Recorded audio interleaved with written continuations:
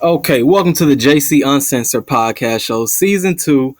It's a blessing to get back. It's been a while since season one, and honestly, a year later to restart season two is perfect. We're coming back with better quality people, better quality episodes, and we start this first episode out with a good friend that I've made myself, Mr. AJ Brown. He's done it all, book writer. He's been in the military as well. Overcome a lot of triumphant situations. That to most people would determine their fate. And be a more so a roadblock in their journey. So we like to mention that he's also oh, it says your connection went out. Can you hear me? I hear you. Okay, perfect.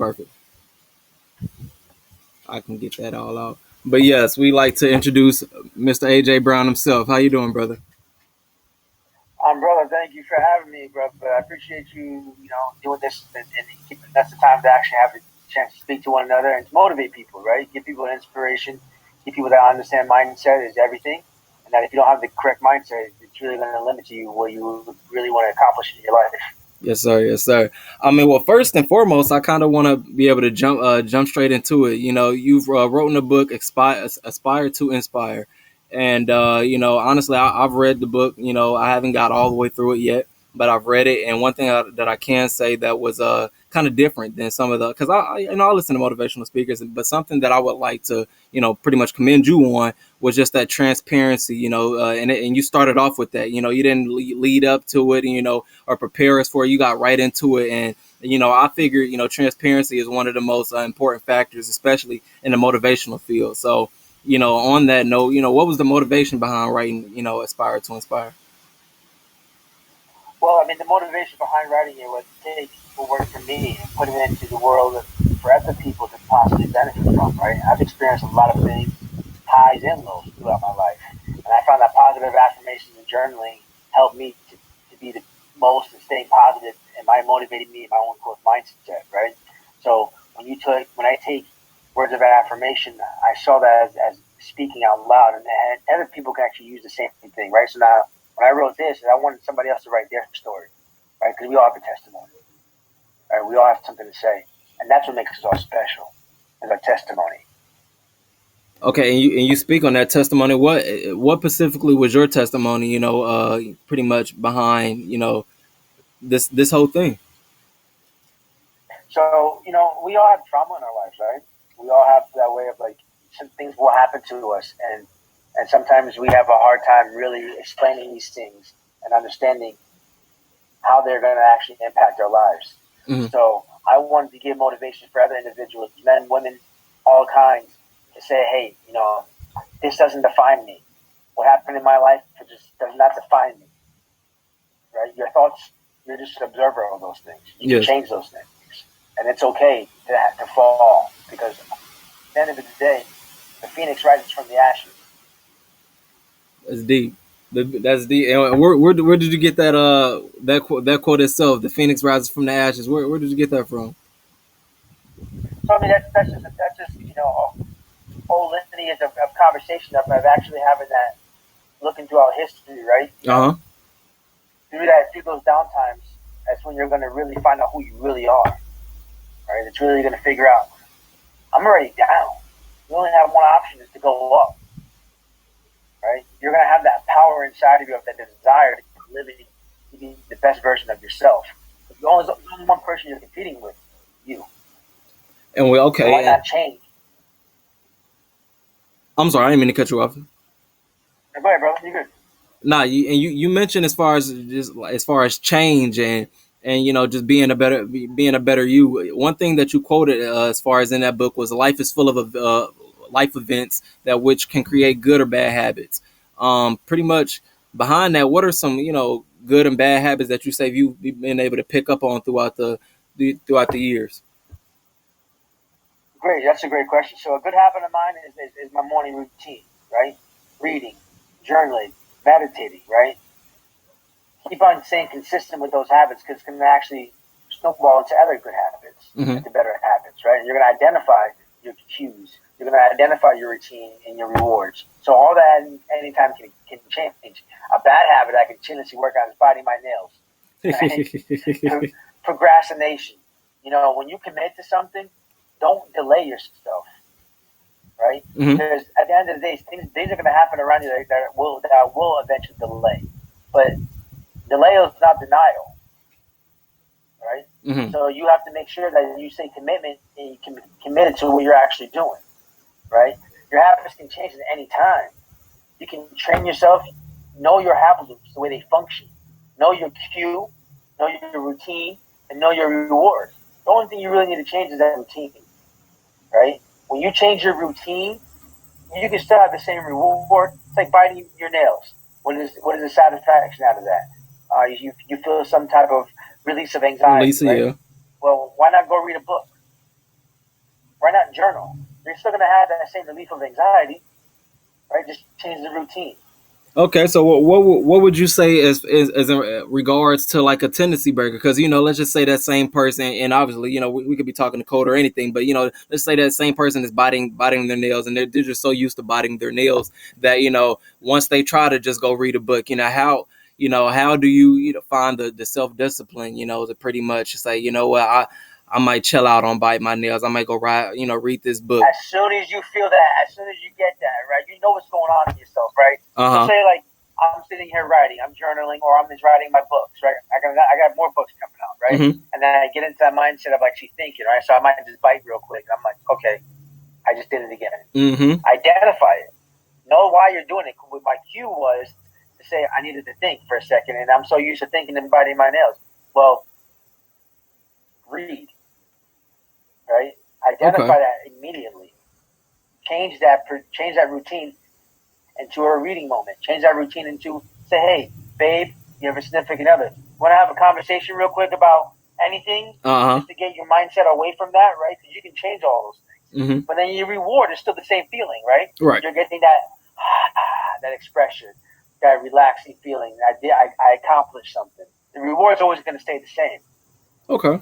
Okay, I like that. So, and I kind of want to be able to transition right here, especially right after you said that. So, one thing that you mentioned was delays in life, and sometimes denial. And one of the biggest, obviously nobody likes addressing denial. Nobody loves denial, but at the same time, it can be used as a motivational, a push for you, or a tendency breaker, and possibly the end of you. If you've experienced, a position where you was in a military, and you said, pretty much, I quote you was told that you was a cancer to the military. What how did things even reach to that tension to where someone were to say, well, you're not fit for us?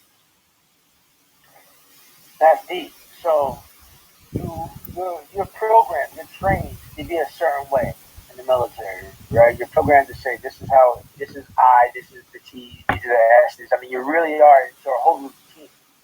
And when you start breaking out of that program and you are starting to identify it to the people who wrote the program, they're not going to say something's wrong with you. When really, at the end of the day, something's wrong with the system. Like something, the way you're expressing yourself is flawed. The way that you're being treated is flawed. Maybe everybody's different, right? Everybody has a different way of viewing things. But when you have to conform to a type of way, and you're starting to lose that mindset of why you belong to this type of group collaboration, now you've become different.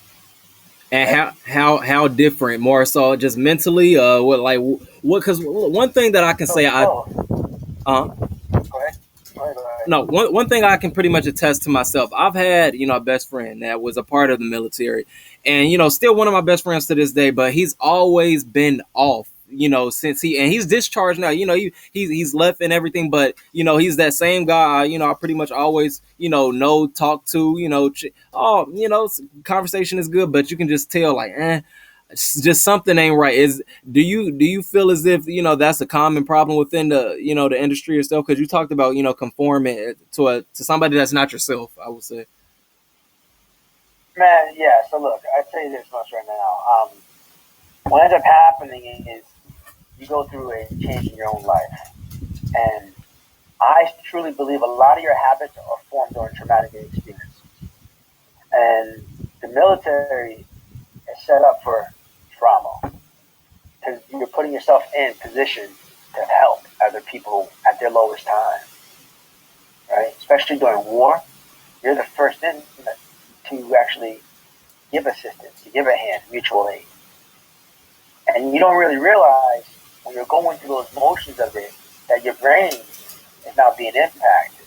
So you're trained to just go, go, go, go, instead of actually slowing down and say, okay, how did this impact me? Why is this not working for me? What is it? How am I changing? And now you have how you grew up coming into your adult life, now being an adult. And now you're in this very fast paced, go, go, go experience. And now on top of that, say if you didn't ever discuss, because as men, we don't discuss our feelings. We're not trained to say this is bothering me, right? We're trained to just become machines after a while. You're trained Agreed. to just go. Your Right. job is to react, right? Now, what ends up happening is now your brain starts moving differently. So say you see, like myself, I was a combat medic. I saw a lot of death. I saw people hurt. I didn't realize how that was impacting me then because of my trauma as a child, because of being a teenager and going through experiences, right? I didn't realize this was happening to me.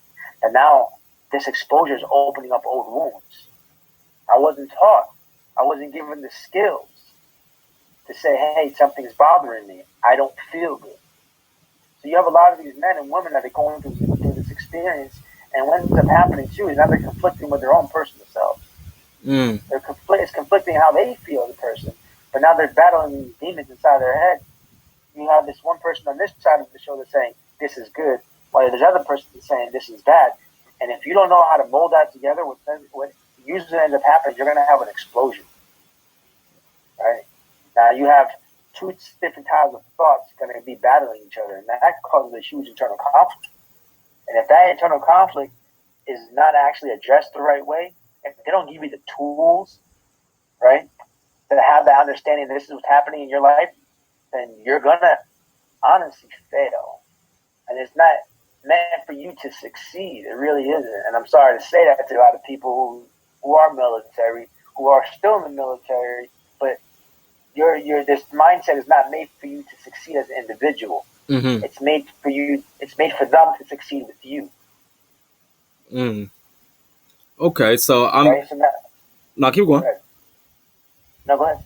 No, so the one point that I like that you mentioned was more so like that trauma, and if you don't have, it's more so guidance. I believe that's the most important thing that you would probably pretty much need out of that situation.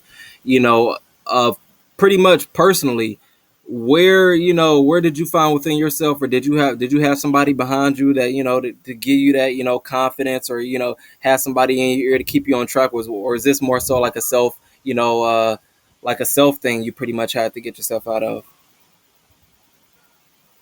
I mean, I have a great support system. First of all, let me just tell you this right now. My father is a military man. Mm-hmm. Right?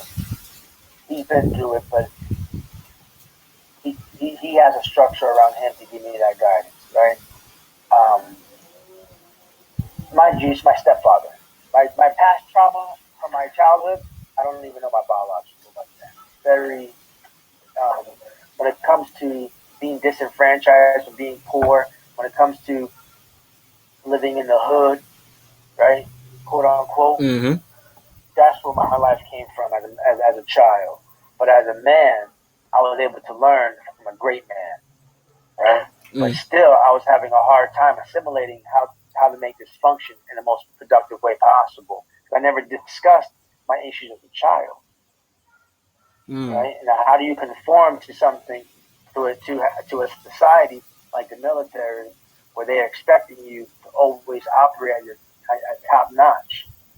You don't operate at top notch. Now they consider you a cancer. Something's wrong with you. Even though at one time I was the poster child. They looked up to me, right? But now Right. you can have as many. I tell this to everybody all the time. You can have as many attaboys, as many as you have. You can have a million attaboys. Just have one aw shit, just one, and that will take away everything. And that's Mm. how people are going to remember you, right? And then when people have that negative mindset, that scarcity mindset, they're going to remind you that that's who you are. But you're not. You're not. So to answer that question even more full, I had to learn for myself. Because no matter how many people are going to try to give you these ideas and understanding, you have to study who you are. Because every situation is different, but they're all still winnable situations, right? Right. Everything is still possible to become a positive. But if you don't understand why you're functioning the way you are, if you don't understand your emotions, your energy, then what's going to happen is you're going to fail. And that's inevitable. And if you don't give yourself the proper training, study, why are we studying everything else if we're not studying ourselves? Right. Right. No. Right? Why are we learning something else if we're not learning who we are?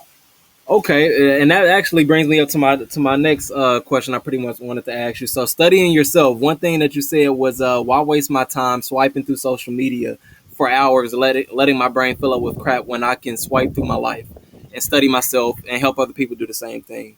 In a social media type of realm world we kind of live in now. How do you pretty much separate the media from real life when oftentimes we actually have to depend on the media for business or just honestly look at where we're at now with COVID and everything's so virtual. How do you say how do you manage to keep the crap that you don't have to worry about outside and worry about what you do have to worry about. Great question. Social media is made for entertainment. All right. Mm. Let's just remember that.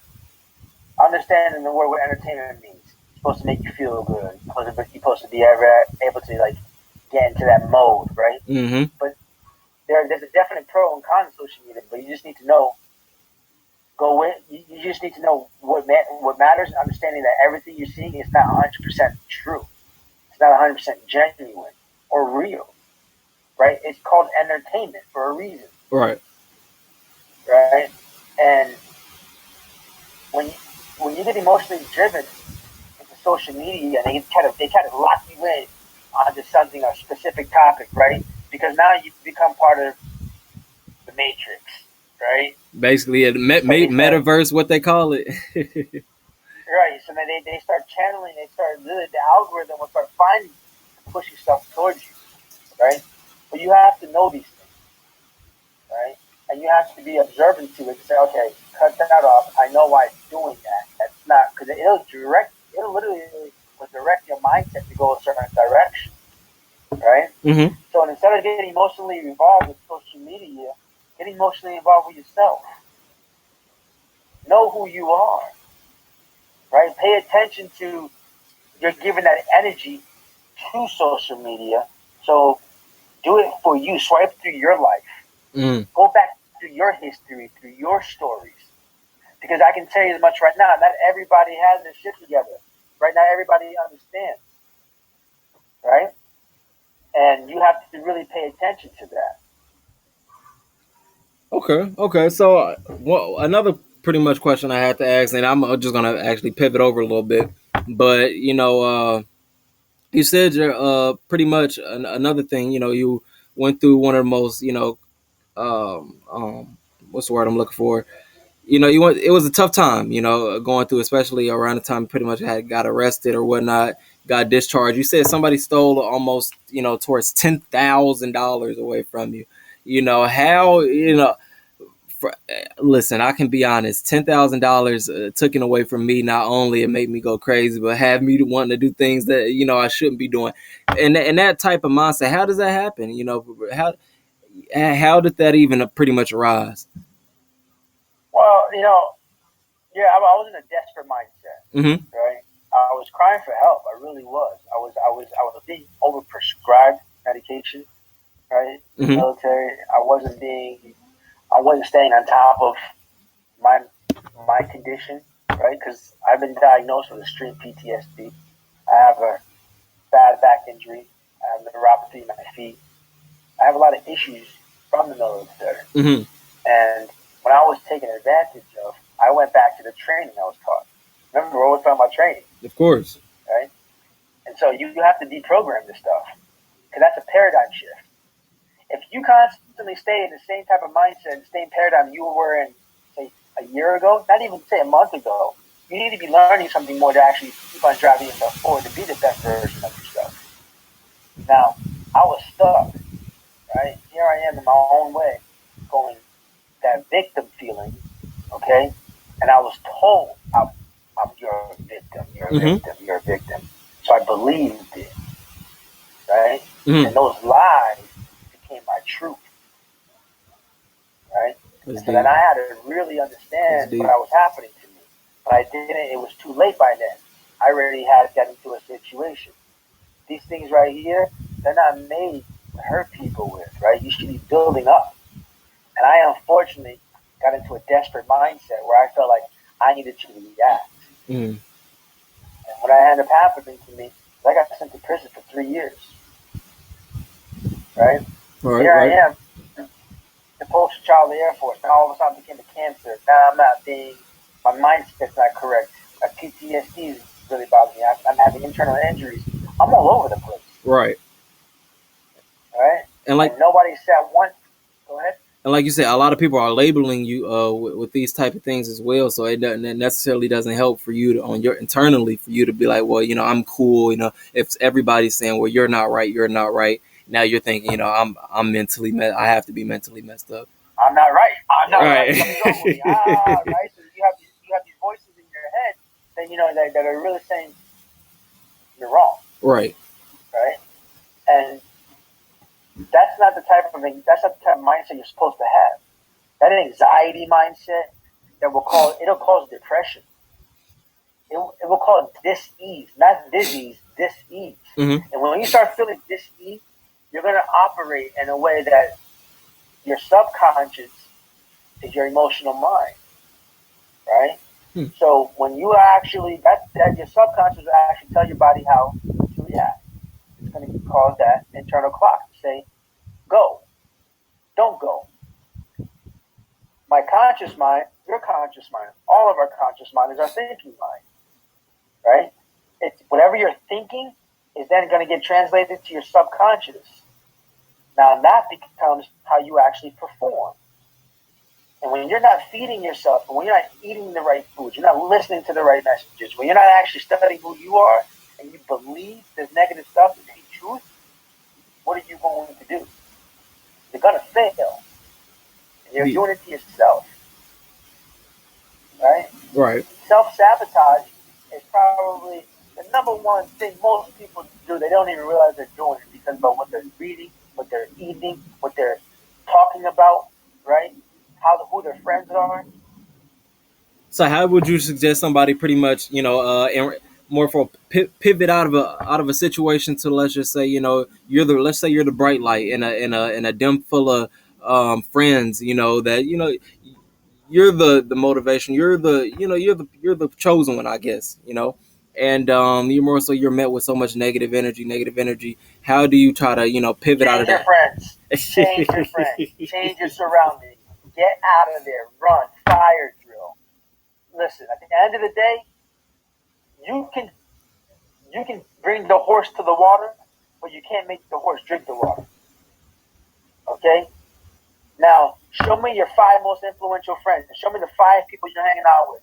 If they're not adding substance to your life, if they don't look at you to be a great light in their life, or you would look at a great light in their life, if they're not telling you they love you, if they're not lifting you up, if they're not making you a better person, then why are they your friends? Let's be real. Some people, a fear of being alone, probably. Right? So now what ends up happening is we're in a paradigm, because that's what we're taught.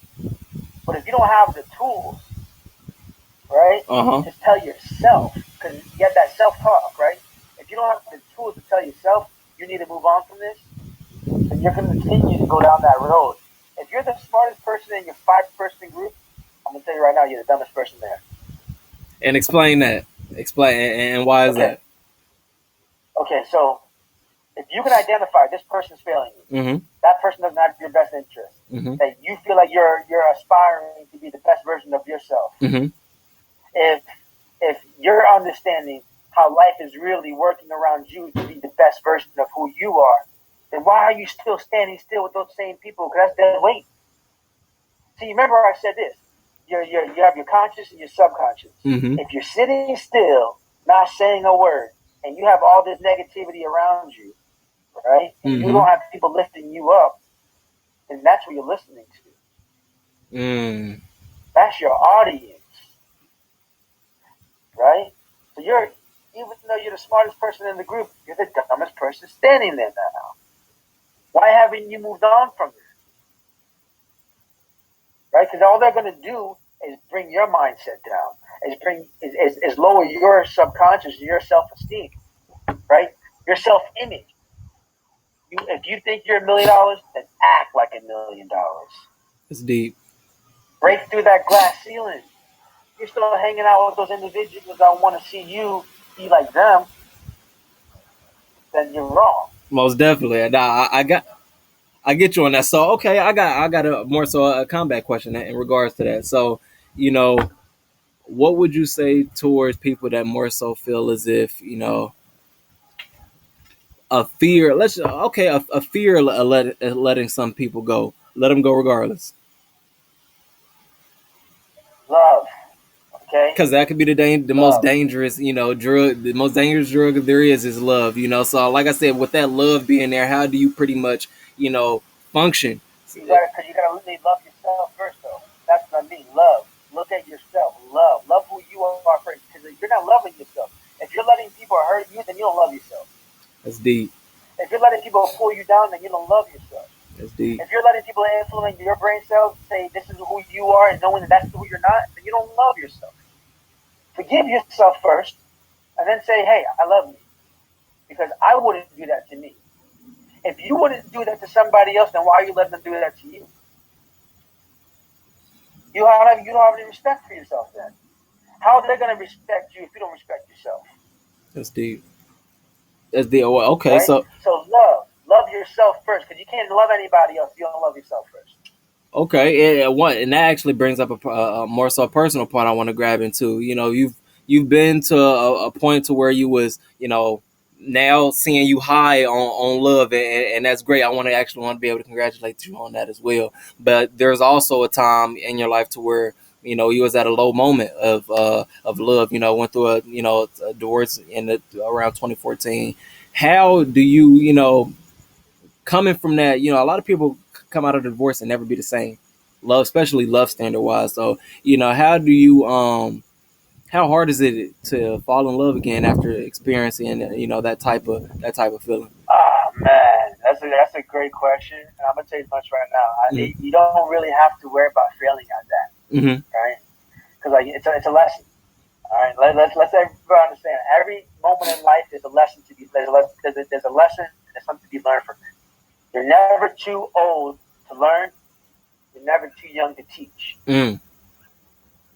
Okay, and so even though those lower vibrations of life, even when you're having that point, you feel like this is not a winnable situation. Mm-hmm. There's a lesson to learn there, and growth comes from that.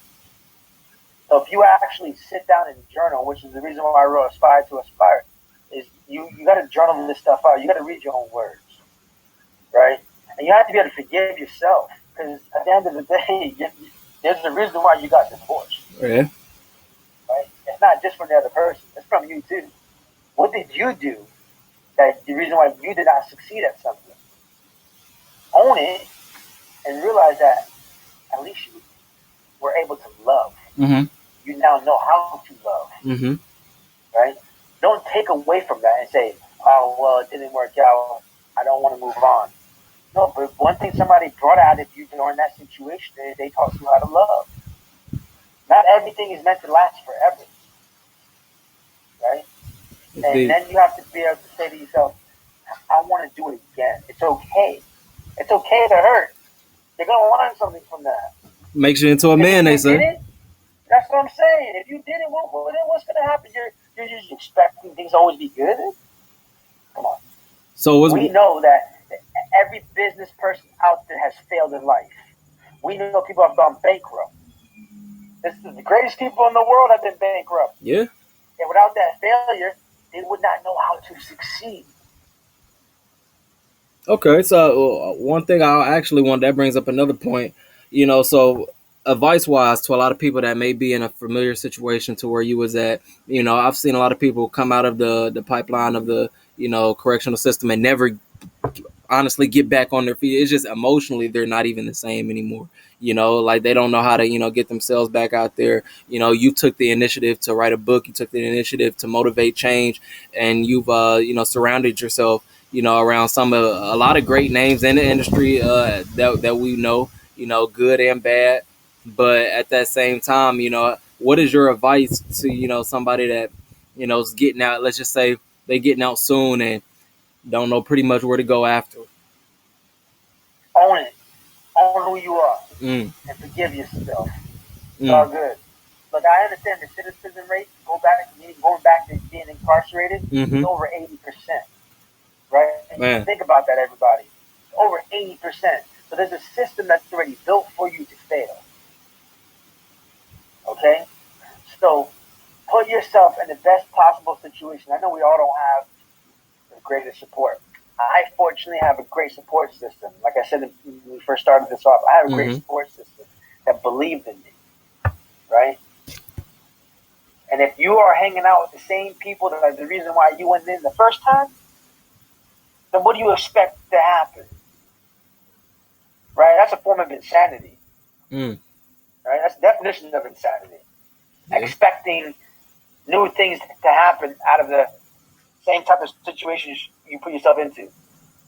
What's wrong with you? Understand who you are and study yourself. Put it into motion because your story is a testimony. The more I speak about my incarceration, because that was the best 3 years of my life. Tell everybody right now, I've got since I've been since I've come home from incarceration, graduated with 2 degrees, 3 professional licenses, started multiple business, have investment properties. I've done well for myself. I've had to teach myself that I'm the best thing that's ever happened to me. One thing I tell my students is you are the best thing that's ever happened to you. Mm. Teach yourself the best things that you're capable of. Abundance, love, faith. You know what? Something I tell people all the time. Faith and love are the same thing, right? Explain that. What is faith?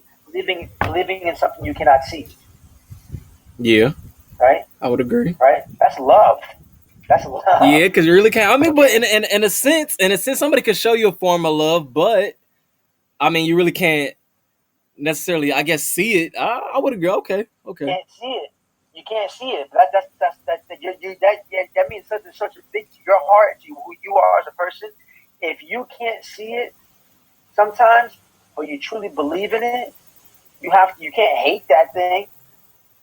You can't discourage it. You're gonna have to trust in it, right? Mm-hmm. You're gonna have to have confidence in that, right? Truth in that, right?